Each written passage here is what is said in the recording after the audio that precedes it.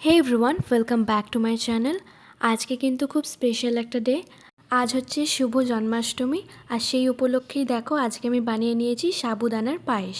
তো সবার প্রথমে দেখো আমি এখানে বড় দেখে মোটা দানার যে সাবুগুলো হয় সেগুলো নিয়ে নিয়েছি, আর এটাকে আমি আধা ঘন্টা ধরে ভিজিয়ে রেখে দিয়েছি। আর অন্যদিকে একটা কড়াই নিয়ে নিয়েছি, আর তার মধ্যে আমি পরিমাণ মতন চিনি অ্যাড করে দিচ্ছি।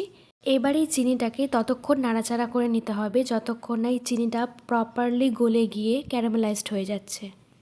আর এই চিনিটা দেওয়ার পর কিন্তু ক্রমশ নাড়াচাড়া করে নিতে হবে, না হলে কিন্তু চিনিটা নিচে লেগে গিয়ে একদম পুড়ে যাবে।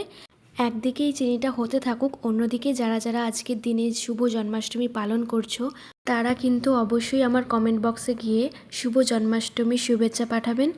কথা বলতে বলতে কিন্তু আমাদের চিনিটাও প্রপারলি মেল্ট হয়ে গেছে। এবারে এর মধ্যে আমরা পরিমাণ মতন দুধ অ্যাড করে দেবো।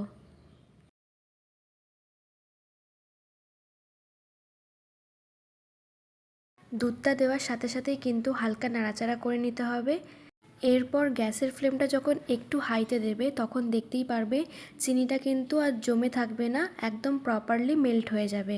আর এই দুধের সাথে যখন এই চিনিটা প্রপারলি মেল্ট হয়ে যাবে তখন কিন্তু এটা চিনির পায়েস এক দেখা থেকেও বুঝতেই পারবে না। সবাই এক দেখায় এটাই মনে করবে এটা যেন গুড়ের পায়েস। এবারে আমি এই দুধের মধ্যে অ্যাড করে দিচ্ছি একটা তেজপাতা আর 2 থেকে 3টে এলাচ। এবারে দুধটা খুব ভালো করে ফুটিয়ে নিতে হবে।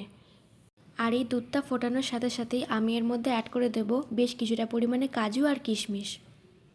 এবার এই দুধটা যখন খুব ভালো করে ফুটে আসবে তখন দেখতেই পারবে অটোমেটিকলি কিন্তু এর কালারটা চেঞ্জ হয়ে গেছে।